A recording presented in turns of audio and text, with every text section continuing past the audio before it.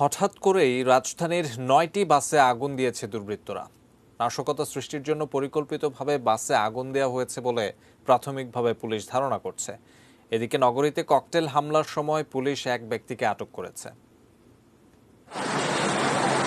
দুপুর থেকে রাজধানীর বিভিন্ন স্থানে শুরু হয় বাসে অগ্নিসংযোগ। এক এক করে ৯টি স্থানে বাসে অগ্নিসংযোগ করে দুর্বৃত্তরা।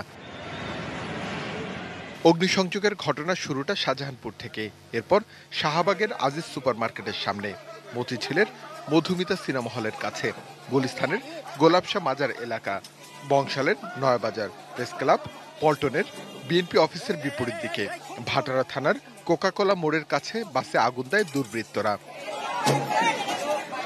পুলিশ ধারণা করছে যাত্রীবেশে কেউ বাসগুলোতে আগুন লাগিয়ে নেমে গেছে।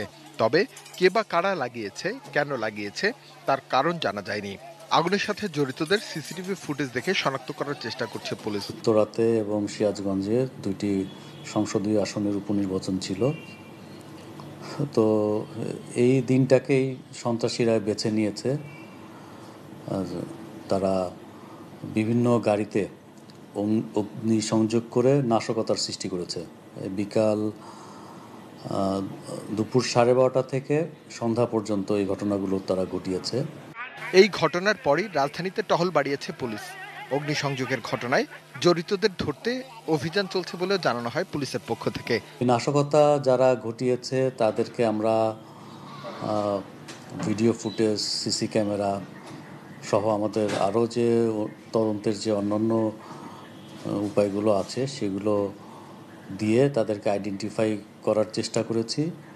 অনেককেই আমরা আইডেন্টিফাই করেছি এবং এটা একটা পরিকল্পিত ঘটনা। এই পরিকল্পনার সাথে যারা জড়িত তাদেরকেও আমরা আইডেন্টিফাই করার চেষ্টা করছি। এদিকে ককটেল হামলার সময় সোহেল মিয়া নামের এক ব্যক্তিকে আটক করেছে পুলিশ। আমাকে ফোন করে ককটেল মারার জন্য বলছে আমি কেন্দ্রে ছিল, আমি একটা ককটেল মারছি, আমাকে টাকা দিয়ে বলছিল। Arif Hossain, ATN news, Dhaka.